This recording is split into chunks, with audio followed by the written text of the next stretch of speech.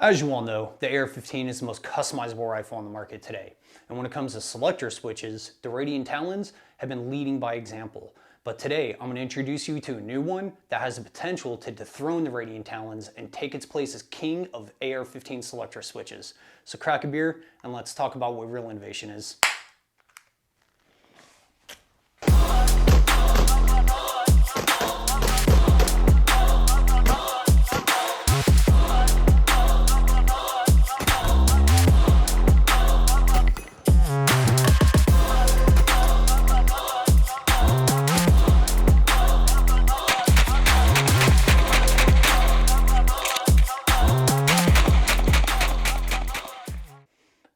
Now, the AR15 selector switch we're going to be talking about today is from Juggernaut Tactical. I personally hadn't heard of this AR15 selector switch until probably about 2, maybe 3 months ago when we started using them on the rifles at work. I liked it so much, and what the new capability of this selector switch is that other selector switches like the Radiant Talon doesn't have. So I went ahead and got myself one, put it on here, and what's so special about this selector switch over leading competitors like Radiant is the fact that you can actually orientate the left and right paddle, because it's an ambidextrous selector switch. You can orientate the left and right paddle in 13 different directions. 13 different angles, which is just insane. So, for example, how I have it set up here is on the left side of the gun, where my thumb would normally be if I'm monkey gripping it. That I have just flat, okay? Just like a regular everyday selector switch.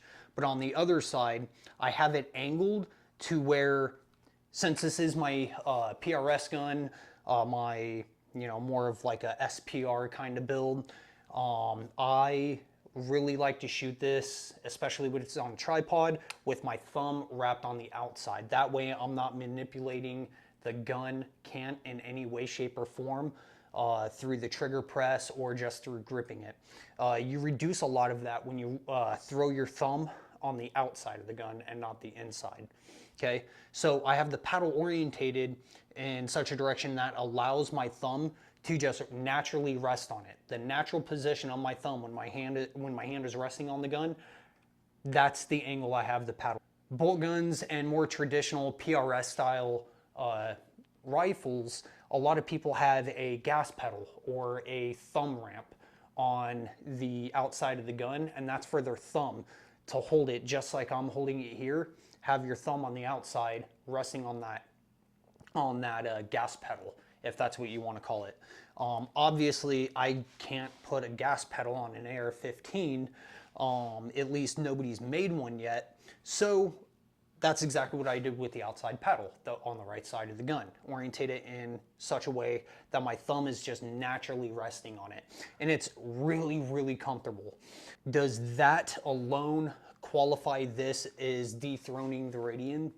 Probably not, okay, because the Radiant has extremely smooth throw of the lever, very tactile, reliable, and it looks good. Well, this one feels pretty damn close. It's smooth, it has very tactile clicks to it, it's not too light, it's not too heavy. It feels and looks amazing. I really like it. And I'll throw some B-roll in right now of the paddle on the left side and compare that to the length of the paddle on the right side. The right side is shorter, okay? Just like a Radiant. What else do we have here? It does have some, I guess, 2 groove tracks running across it for grip on it. So it's a very grippy paddle on the left and right side. I guess the aesthetics of it promotes the lack of your thumb sliding off it if your hands are wet, sweaty, bloody, muddy, doesn't matter. Yeah, I'm fairly confident that your thumb will not just roll off this without throwing it off safe or back onto safe. The selector switch, when you buy it, it is going to come with an Allen key. So go ahead and keep that Allen key. Let's go ahead and take that off. If it's on safe, just go ahead and put it on there and start rotating to the right. It's gonna flip onto fire, but that's okay, because now you can use that leverage of it already being on fire to continue to twist it without having to hold the paddle. So let's go ahead and take that screw out real quick. It's a fairly short one. There we go. So you have your screw, go ahead and take that off. Okay, now let's look at the core first. I'll go ahead and throw some B-roll in over what I'm talking about so you can get a really good close-up view of what we got going on here. So the core is going to have two nipples on the left and right side that the screw is going to go directly into. Next, you have this little piece here, which shows you where safe and fire is. Okay, so you can put that on. So no matter what direction you have your paddle angled, this little piece here is going to show you whether or not you're on safe and fire, no matter what direction this is angled. Okay, so this little flat piece here, it has 3 holes. The big one in the center is obviously for the screw, and the 2 outside on the left and right are going to be to line up with the nipples on the core. So since it's on fire, go ahead and put that on there just like that. Okay, and then on the inside of the core is where you're going to see a bunch of little circles. You're going to see a bunch of holes on the bottom. Okay, that is going to line up with the nipples on the core, and that's what allows you to angle this in 13 different directions, which is really neat. So I can go traditional, 12 o'clock when it's on fire. I can go any direction my little heart desires. So let's just go ahead and put this back to where I had it before I took it off, which I think is about right there. Yes, it is. Take your provided Allen key and the screw that back in.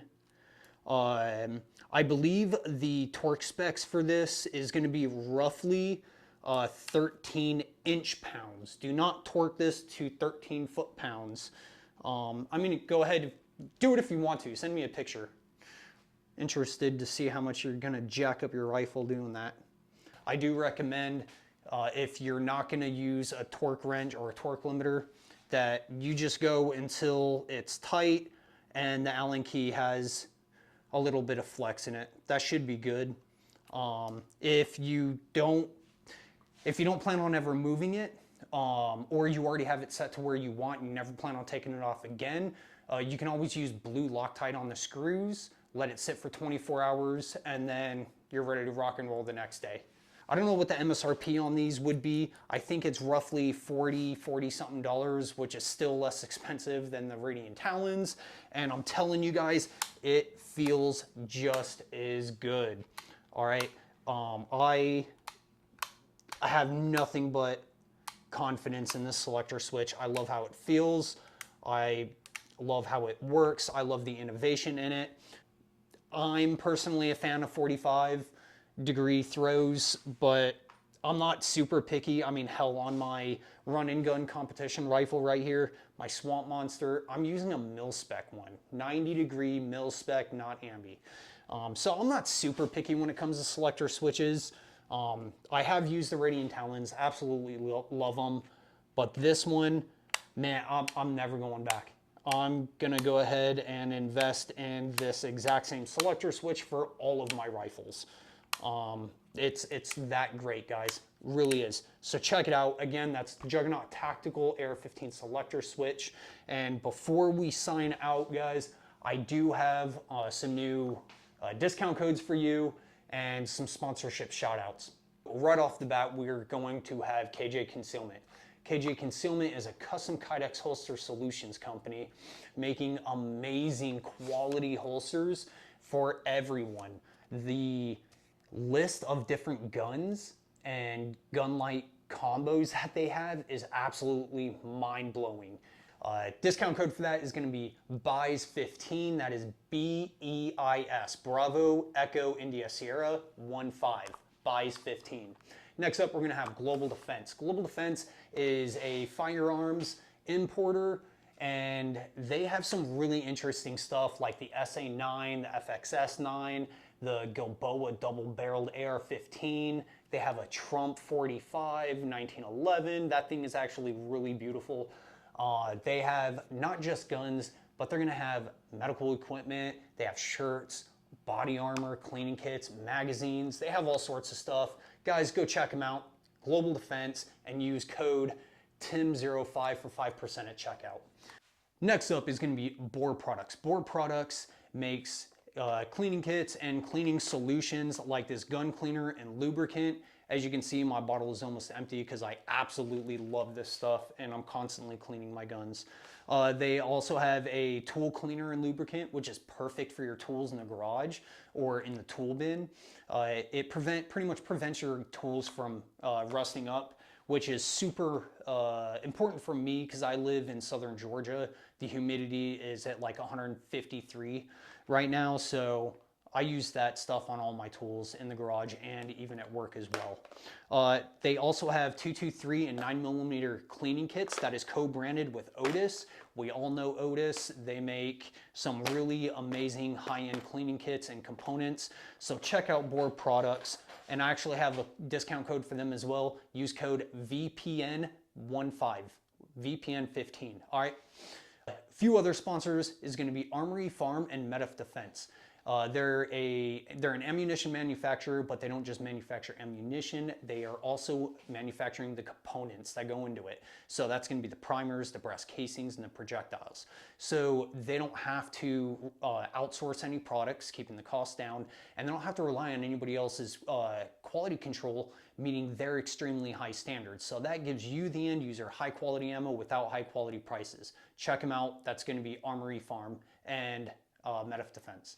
Next up is going to be Bear City Arms. They do not sponsor me, but they were nice enough to send me out a free upper receiver featuring their rail. This is a quick barrel swap rail, and when I say quick, I mean quick. You can swap out a barrel in about 30 to 45 seconds. If you haven't seen that video, go back in my video list and you'll see I've already made like 4 videos about this rail right here. So go check them out. And the rail really isn't that expensive. It's sub $300, which, whoa, 300 bucks. Yeah, but look at, like, you know, Geisley rails and so on, you know, they get, you know, above 500 bucks. So check out Bear City Arms as well. Really, really cool. They offer different lengths and colors as well.